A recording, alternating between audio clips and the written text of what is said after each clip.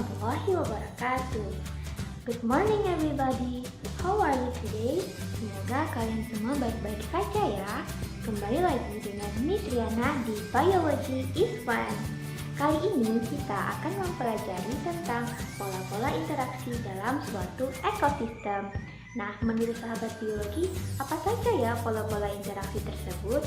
Yuk, langsung saja mari kepo. Mari kita kepoin. Kamu tentu memiliki interaksi dengan orang lain di dalam hidup kamu, kan? Interaksi yang terjalin tersebut macam-macam. Nah, ternyata di dalam sebuah ekosistem ada bermacam-macam interaksi yang terjadi juga loh, Sobat Bio. Wah, apa tuh? Penasaran kan? Makanya, ikutin terus video ini ya. Jangan di-skip loh. Tapi sebelum itu, jangan lupa like, komen, dan subscribe channel YouTube ini ya Sobat Bio. Serta jangan lupa bunyikan loncengnya, supaya Sobat Bio semuanya nggak ketinggalan informasi terupdate dari channel ini. Ekosistem merupakan suatu sistem ekologi yang terbentuk oleh hubungan timbal balik yang tidak terpisahkan antara makhluk hidup dengan lingkungannya.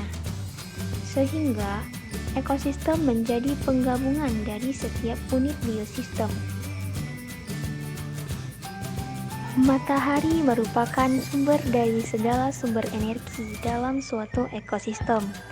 Dalam kehidupan yang ada, tidak akan terlepas dari adanya interaksi dengan lingkungan yang mendukung adanya keseimbangan dalam hidup. Diketahui bahwasanya setiap makhluk hidup yang berada di dalam ekosistem itu saling berinteraksi, maka ekosistem dapat berjalan dengan seimbang. Nah, interaksi-interaksi tersebut terbagi menjadi beberapa kelompok, yakni netralisme. Interaksi yang pertama adalah netralisme. Jika makhluk hidup berinteraksi tetapi tidak mengganggu satu sama lain, maka interaksi yang terjadi adalah netral. Mereka hanya hidup di dalam ekosistem yang sama, tidak adanya persaingan dan mangsa-memangsa dalam interaksi ini. Contohnya ialah seperti kucing dengan ayam. Interaksi yang kedua ialah predasi. Apakah Sobat Bio tahu apa ini maksud dengan predasi? Predasi merupakan interaksi antara pemangsa dan mangsanya.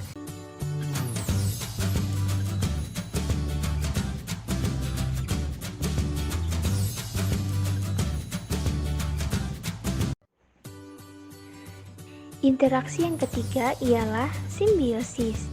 Jenis interaksi dalam ekosistem yang selanjutnya adalah simbiosis. Pasti Sobat Bio sudah tidak asing lagi dengan yang namanya simbiosis. Jadi, simbiosis itu merupakan suatu hubungan yang terjadi antara dua organisme. Nah, simbiosis itu sendiri dibagi menjadi 3 Sobat Bio. Ayo, ada yang tahu apa saja? Komen di bawah ya. Jadi, simbiosis itu terbagi menjadi 3, yaitu simbiosis mutualisme, simbiosis komensalisme, dan yang terakhir ialah simbiosis parasitisme.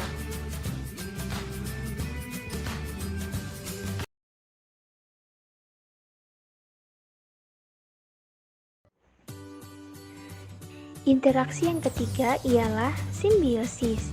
Jenis interaksi dalam ekosistem yang selanjutnya adalah simbiosis. Pasti Sobat Bio sudah tidak asing lagi dengan yang namanya simbiosis. Jadi, simbiosis itu merupakan suatu hubungan yang terjadi antara dua organisme. Nah, simbiosis itu sendiri dibagi menjadi 3 Sobat Bio. Ayo, ada yang tahu apa saja? Komen di bawah ya. Jadi, simbiosis itu terbagi menjadi 3, yaitu simbiosis mutualisme, simbiosis komensalisme, dan yang terakhir ialah simbiosis parasitisme.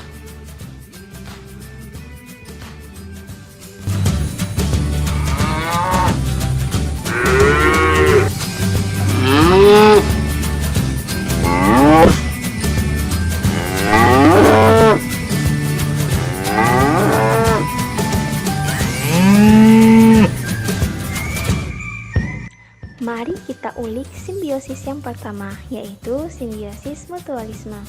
Simbiosis mutualisme merupakan hubungan saling menguntungkan antara individu yang terlibat. Contohnya itu kupu-kupu dan bunga, di mana kupu-kupu akan mendapatkan nektar dari bunga sekaligus menjadi agen pemyerukan bagi bunga. Contoh lain ialah hubungan antara tumbuhan dengan cacing tanah.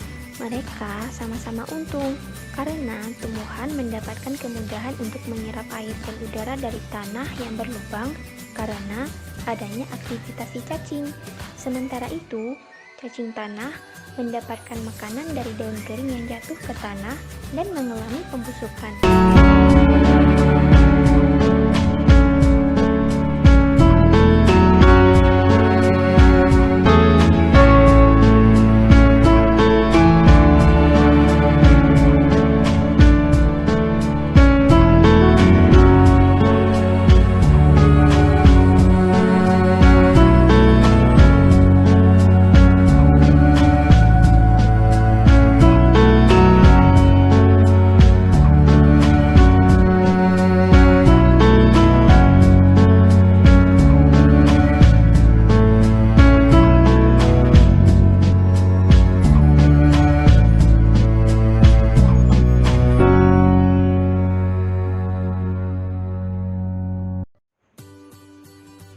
Contoh lainnya yaitu anemon dengan ikan badut. Ikan badut diuntungkan karena sengat anemon akan melindungi ikan badut dari predator. Sedangkan anemon diuntungkan karena ikan badut akan memangsa hewan invertebrata yang merupakan predatornya. Ada yang bingung nggak? Kenapa ikan badut bisa terlindungi dari sengatan anemon? Kira-kira kenapa ya? Jadi, jawabannya ialah ternyata mereka atau ikan badut ini menggosokkan tubuhnya ke anemon, maka susunan mikroba di tubuh ikan badut berubah, teman-teman. Nah, dengan berubahnya susunan mikroba pada tubuh ikan badut, inilah yang kemudian membuat ikan badut tetap aman dari sengatan anemon laut.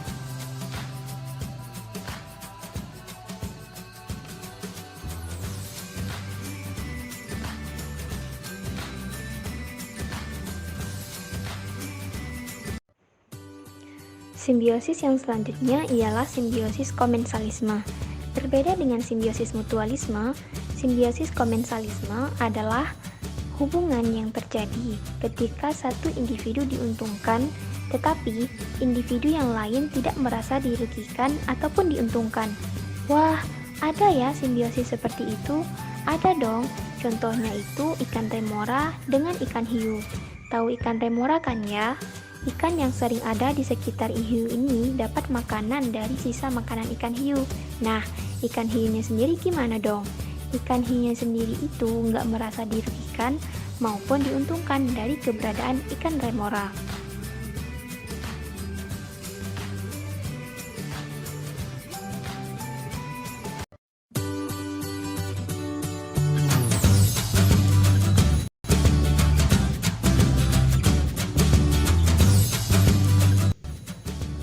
Simbiosis yang terakhir ialah simbiosis parasitisme, yaitu simbiosis yang menguntungkan salah satu pihak, sedangkan pihak yang lainnya itu dirugikan. Contohnya ialah kutu pada daun yang dianggap sebagai hama. Contoh lainnya, ulat dengan tumbuhan. Ulat diuntungkan karena mendapatkan makanan dari si tumbuhan dengan cara memakannya. Akan tetapi, si tumbuhan nggak merasa diuntungkan karena yang ada dia yang bakalan cepat mati.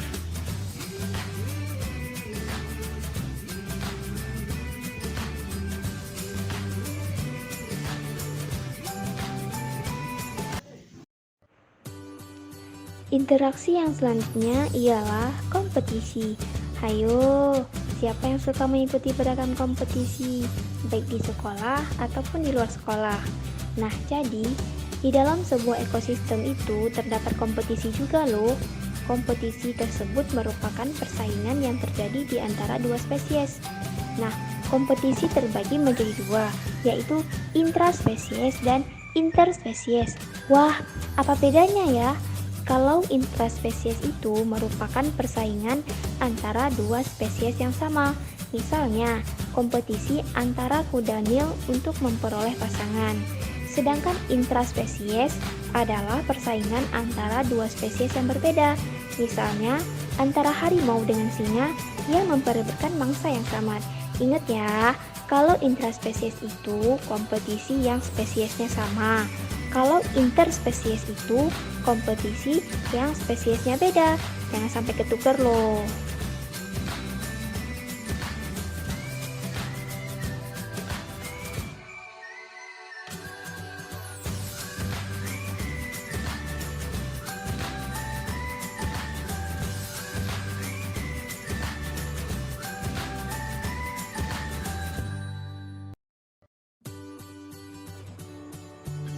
Nah, jadi begitulah bentuk-bentuk pola interaksi dalam ekosistem. Gimana nih Sobat Bio? Biologi itu menyenangkan kan? Jadi, mulai dari sekarang, jangan ngantuk kalau belajar biologi di kelas, oke? Sampai bertemu kembali di video pembelajaran biologi selanjutnya Sobat Bio semua. Terima kasih telah menonton, dan jangan lupa untuk like, komen, serta subscribe channel YouTube ini ya. Dadah!